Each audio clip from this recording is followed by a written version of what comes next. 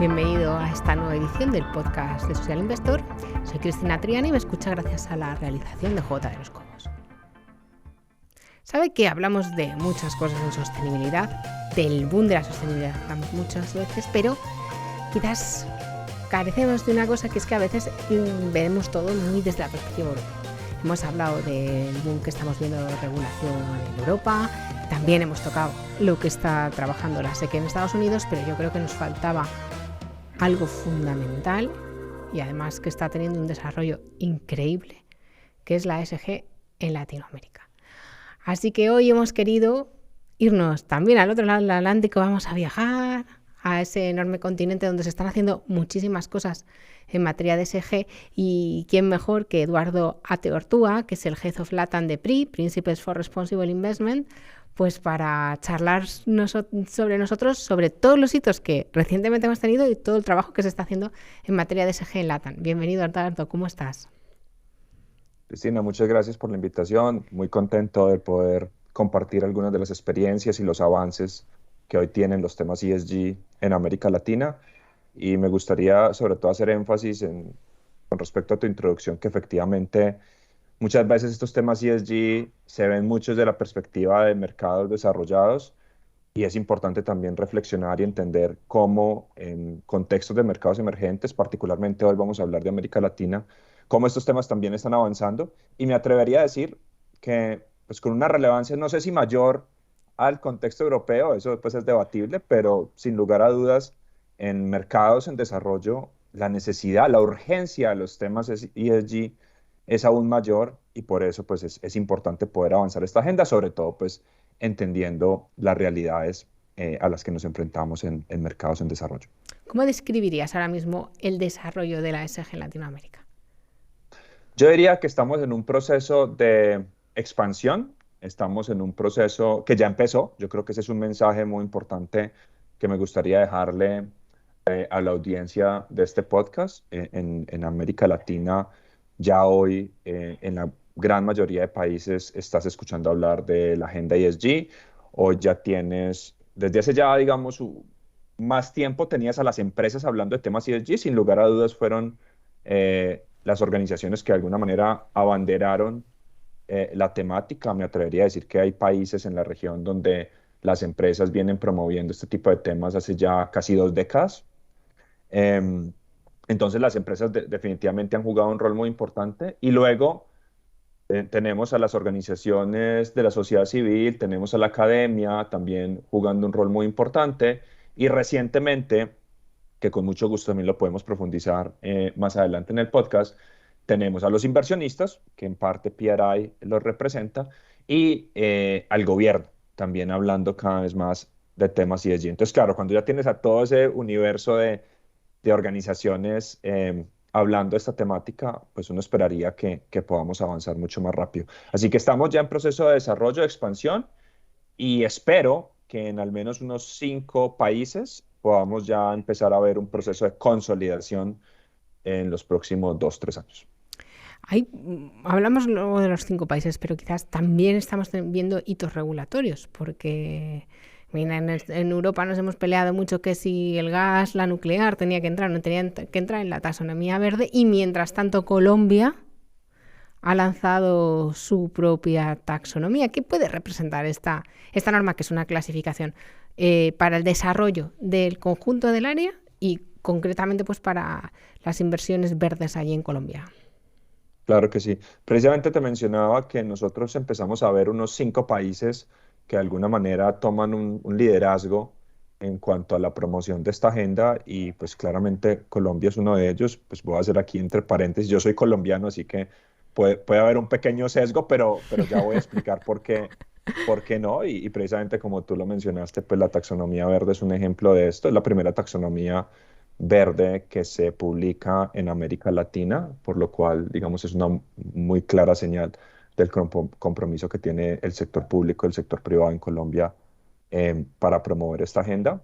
Ya también está impulsando a que otros países de la región aceleren la implementación de su taxonomía verde, porque hay algunos países como México, Chile en particular, que ya venían discutiendo pues, o dando algunos pasos para tener ese tipo de metodología o de taxonomía, y pues uno esperaría que ya el anuncio y la publicación, más que el anuncio, ya la publicación de la taxonomía colombiana, pues ayude a acelerar este proceso. Frente a lo que mencionas de la no inclusión del gas y de la energía nuclear, esto pues es un poco relativo y también hace parte de la realidad, digamos, de cada región. La energía nuclear en general en la mayoría de países de América Latina, pero particularmente en Colombia, no es una opción, no, realmente no tenemos las condiciones, ni nunca dentro de las matrices energéticas de Colombia se ha considerado seriamente el uso de energía nuclear, así que para el gobierno pues no fue muy difícil, no hubo mucho debate realmente si considerar o no la energía nuclear en la taxonomía, porque pues no creo que haya un pipeline no creo, no hay un pipeline de proyectos nucleares en el país. Con respecto al gas, sí creo que es muy interesante. Creo que es una posición bien, digamos que rigurosa en cuanto a la forma como se quiere enfocar la taxonomía. Pero también me gustaría aprovechar para dejar muy claro que inversiones en gas en Colombia van a seguir existiendo. Puede que no se consideren verdes, pero inversiones en gas en el país vamos a seguir teniendo. Yo me imagino que en los próximos 10, 15 años, pues todo enmarcado también en este proceso pues, de transición energética, pero digamos, Colombia hoy en día es un país autosuficiente en gas y pues es algo que más en la coyuntura geopolítica de hoy, pues es algo que el país no puede perder. Entonces, digamos, no queda en la taxonomía verde, pero inversiones en gas en Colombia seguramente vamos a ver en los próximos años. ¿Tú crees que el paso un poco dado por Colombia, que ya ha hecho su primera taxonomía, sería bueno para toda la zona, bueno, para todo el continente, es que Latinoamérica es muy grande, que haya una cierta armonía entre las distintas taxonomías a la hora, pues por ejemplo, tú tratas con inversores, a la hora de que facilitarle a los inversores el grado de comprensión y sepan que cuando están invirtiendo en un producto verde en Colombia es similar a lo que pueden estar haciendo en Chile, es similar a lo que puede estar haciendo en México, y no sé si veis que haya esa... que en el fondo en los propios países latinoamericanos estén por la labor un poco de simplificar esto y de que se pueda ver a la zona como una forma de inversión Sí. conjunta y atraer capitales que se repartan sin que existan muchas divergencias. De acuerdo. Yo espero que al menos en 4 países esto se pueda lograr. Aquí en la región pues existen diferentes grupos, alianzas, etcétera. Hay una que ha venido tomando mucha fuerza en los últimos 5 años que se llama la Alianza del Pacífico.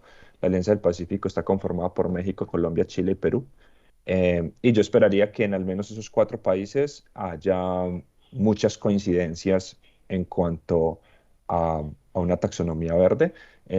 También hay un punto que juega a favor y es que en todas estas taxonomías hay una entidad que seguramente va a jugar un rol clave que es la IFC.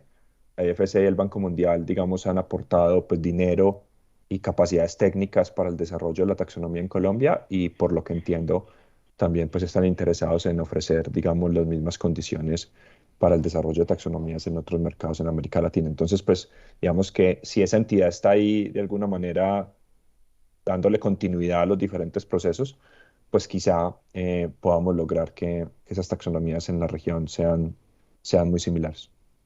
¿Y cómo ves a los inversores? ¿Están esperando, o sea, hay un boom de demanda para invertir en productos SG, da igual, cotizadas, deuda, proyectos que además todo el desarrollo, por ejemplo, en el área latinoamericana, el tema social es muy importante también, todo el desarrollo que se pueda dar en temas sociales, en toda esa área? ¿Cómo ves a los inversores? Que tú trabajas con los signatarios.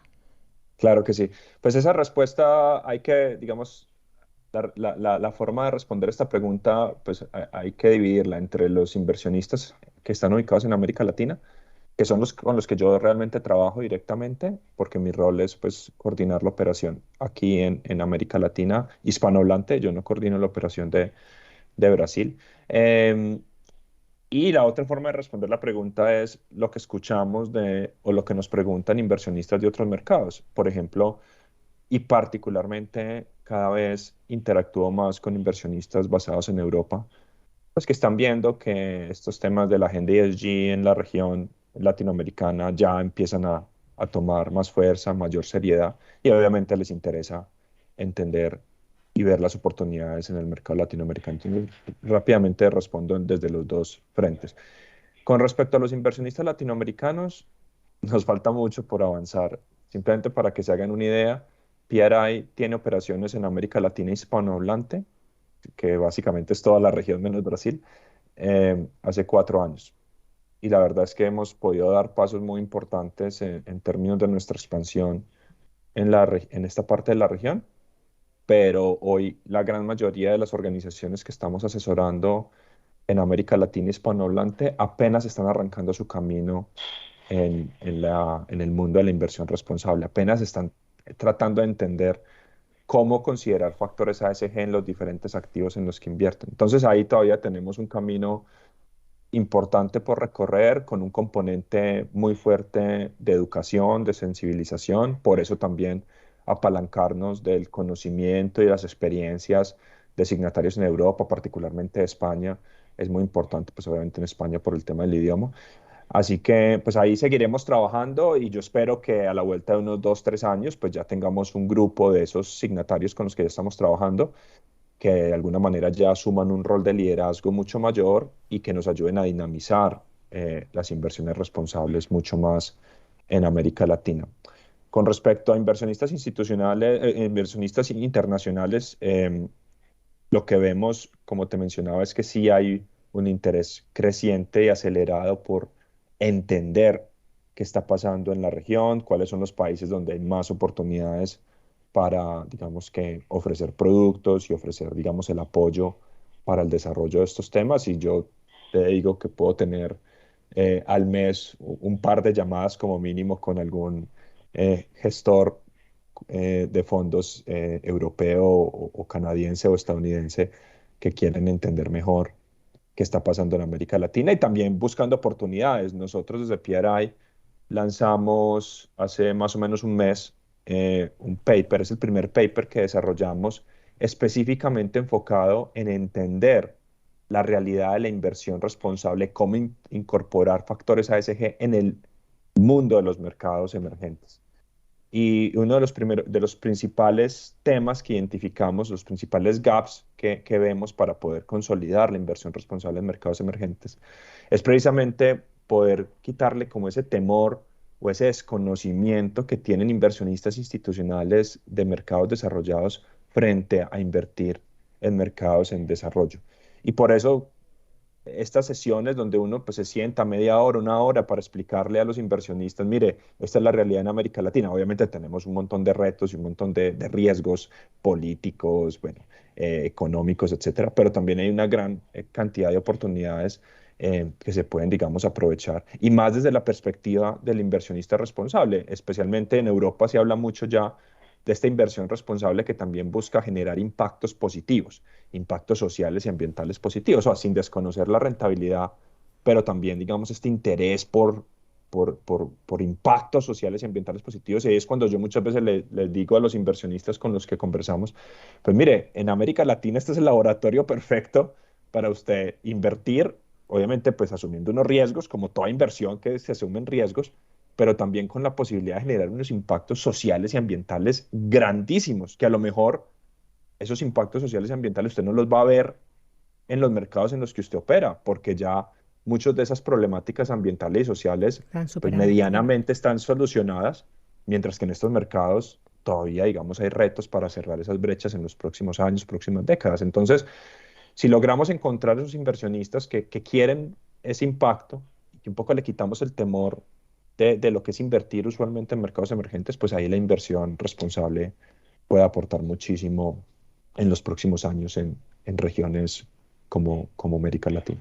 Me te escucho hablar y digo, bueno, es una enorme oportunidad para capital riesgo, para muchísimos inversores, y por todo el gran, muchísimo movimiento también se está moviendo mucho dinero en infraestructuras con objetivos de impacto, para que esos capitales también lleguen a LATAM. Más, ¿no? Quizás es el inversor responsable menos financiero, también financiero, pero a la vez también un inversor responsable que genera, pues estamos hablando todo el día de la inversión temática, los artículos 9 en Europa, el impacto real, ¿no?, que pueda traer este tipo de capitales. Te pongo un ejemplo, Cristina, digamos aquí en América Latina desde el año pasado hay un crecimiento, pero exponencial de inversiones en Venture Capital, pues enfocado en startups, pues tecnológicas, porque pues aquí tenemos también este escenario bien interesante y es que traemos casi 10 15 años donde una parte muy importante de la población en muchos países de América Latina, pues digamos que empezó a tener acceso a Internet a través de los celulares. O sea, aquí tenemos una penetración de celulares, pero increíble en muchos países de la región. Y pues claro, primero pues tenías el dispositivo, después se empezó a facilitar, digamos, el acceso a Internet, porque pues antes tenías el dispositivo, pero un plan de Internet era muy costoso. Ya, digamos, existen pues opciones para que sea mucho más económico acceder a Internet a través de tu celular. Y entonces ahí se abrieron todas las oportunidades que te puedas imaginar en temas como fintech especialmente. Entonces, pues es increíble la forma como pasamos, pues en términos de deals y de dinero invertido del 2020 al 2021 en VC en América Latina. Es una cosa, pero de verdad, de no creer, pues o increíble.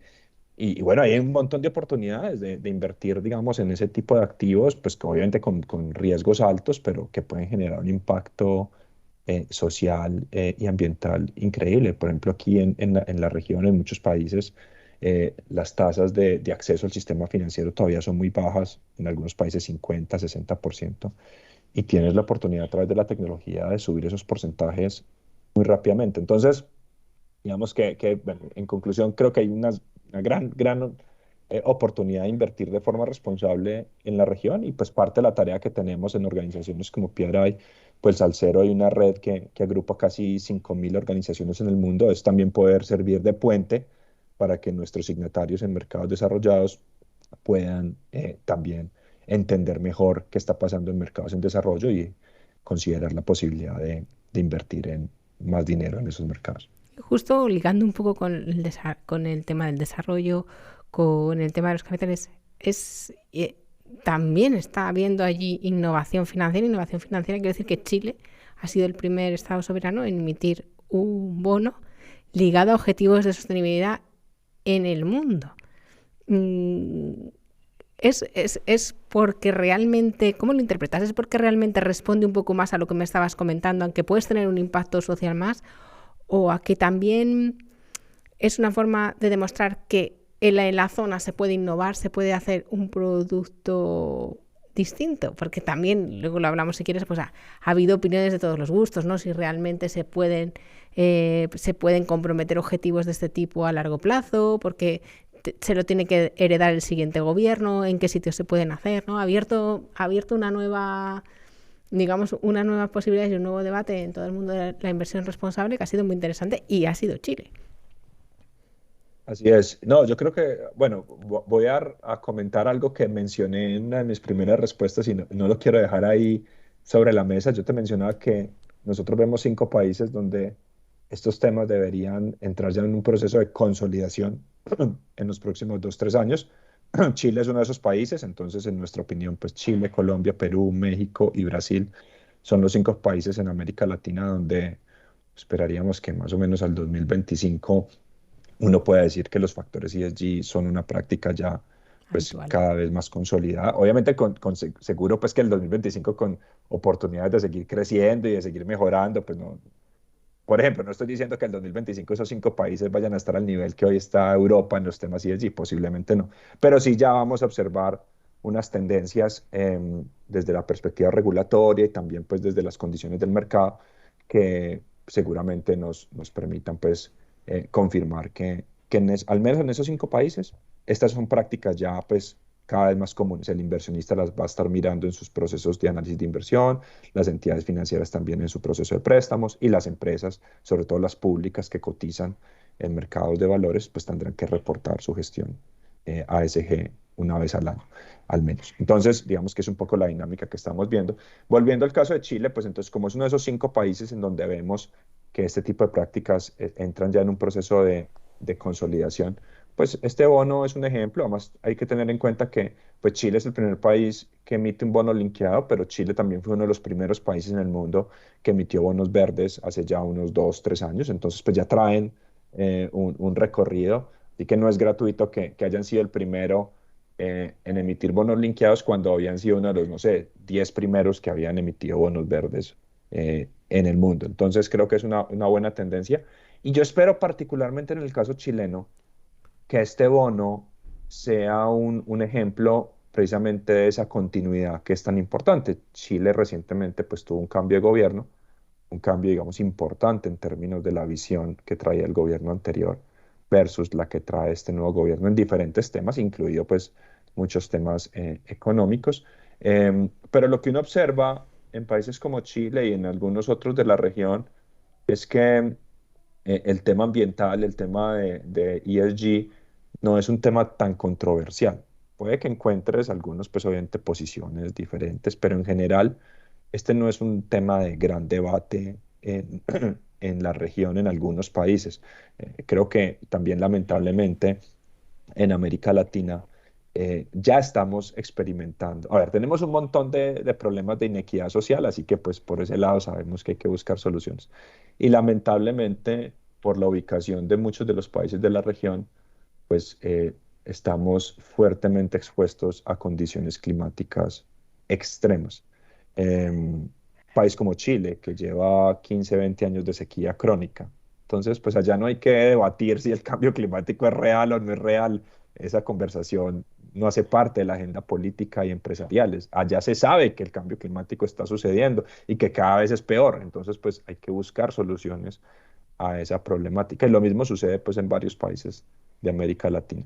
Entonces, reitero, creo que este tipo de bonos pues pueden ser una muy buena señal de cómo garantizar esa continuidad que muchas veces en países de América Latina pues no, históricamente no hemos sido como muy buenos en ese punto, en mantener como ciertos lineamientos, ciertas políticas de Estado, sin importar quién sea pues como el presidente en el momento.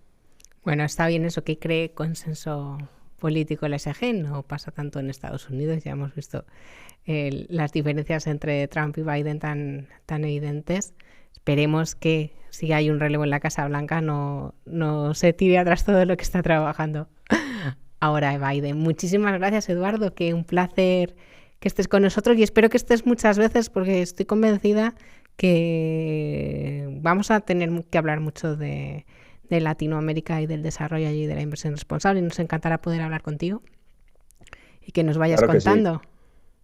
Claro que sí, con mucho gusto y también desde ya una invitación para que también puedan dialogar con algunas de las empresas o con algunos de los inversionistas que están ubicados en LATAM y que están liderando esta agenda.